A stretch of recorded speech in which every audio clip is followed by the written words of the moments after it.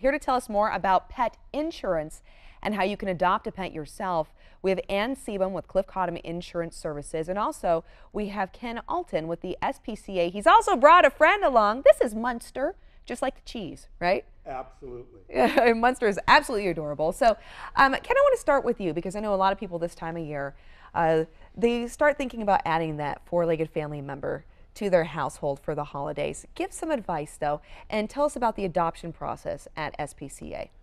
Well, I mean, the advice sort of mirrors the adoption process. When you come to see us, we're going to ask you a lot of questions. We're going to say, what type of environment is your house? Like a circus or a library? Oh. Do you want a lap dog like this guy who's just going to sit with you? Or do you want an 18-month-old husky who needs to be walked heavily twice a day and get gone? So what is your life like? And therefore, what is the animal's life going to be like? I think those are the kind of things that when you start to think about adoption, you have to ask yourself some questions, because we're going to ask them as well.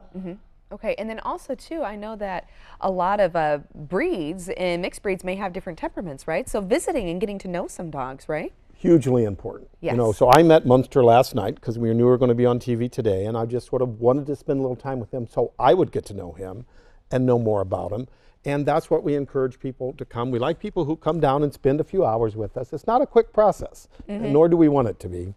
But then think about it overnight and then come back and say, you know what, we thought about it, and yes, this is the kid, or maybe not this guy, because we went home and we looked at the coffee table and my collection of figurines and realized that that German Shepherd's tail is going to whoosh, wipe it out. And will that be covered by my insurance? That's a good question.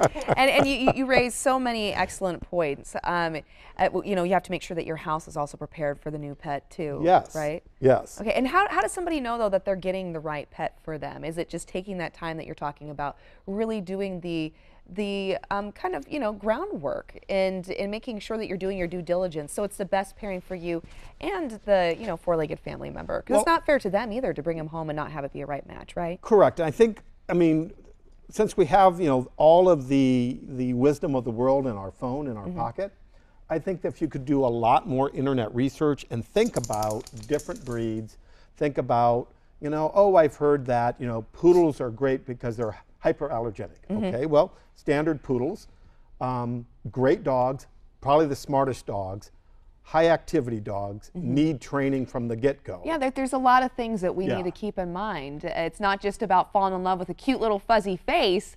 You know, it's a creature, it's a being, and it has a personality. It has a needs, personality. And you need to make sure there it are matches traits yours. that tend to, I mean, so we see a Dachshund, and his legs tell me he's got Dachshund in him.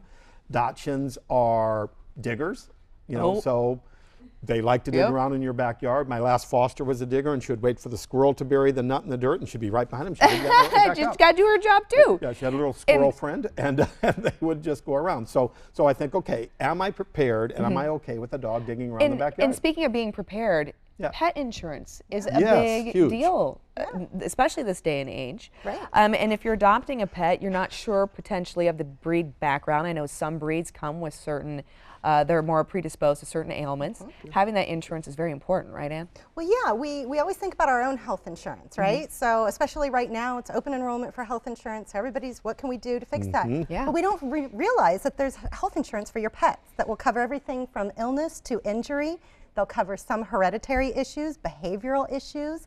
The only things they don't really cover are cosmetic procedures, things like tail docking and ear cropping, which we don't want them to do anyhow. We don't want to happen anyway. Exactly. And they don't cover breeding. Those are pretty much the only things. Okay. We offer a couple of different companies that do this, and it's really affordable. Yeah, and also too, the importance of the insurance. If you do not have pet insurance and you have a pet, you know what I'm talking about. Some of these really surprise procedures, I mean, puppies, they'll ingest something, all of a sudden you got a blockage. That's serious surgery, and that's a lot of money. Yeah. And that's a lot of money. Yes, exactly. That's a ton of money. So always best to plan ahead, just like you do with yourself, because this is a family member. Munster is going to be someone's family member. We want him to be someone's family member. So he's on the go right now. He is on the go. He's going to the Sack and Co. kitchen because there's some goodies the food in there. from the next segment. He's got a good nose. Come here. And Munster's not the only one who needs a home, right, Ken? The shelter right now is really, really, really busy. It's one of our busiest times of the year for many reasons. Owners surrender animals this time of year at the same time that many other people are looking for animals. Okay. So we see it as a good thing. You know, we're always, I mean, we're one of the few shelters that always takes owner-surrendered animals. And we are thankful that people choose us because they know the quality of care the animals are going to get. They know the adoption process. We do put adopters through a process. We want you to think about this, and we want it to be a success. And you asked earlier, how do you know if you're going to get the right one?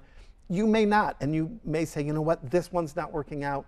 We welcome you bringing that animal back to us. Because you'll find a home for that Because pet. you learned more about yourself. That's true. And your needs for an animal. And we learned more about Munster The and a home animal, environment because yeah. we don't know anything about So where can our viewers go then so they can start the process of growing their family? it. Sspca.org. It's Excellent. very, very simple. And Anne, where do our viewers go to make sure they're prepared and they have everything in place, such as pet insurance? For pet insurance, go to ccisca.com.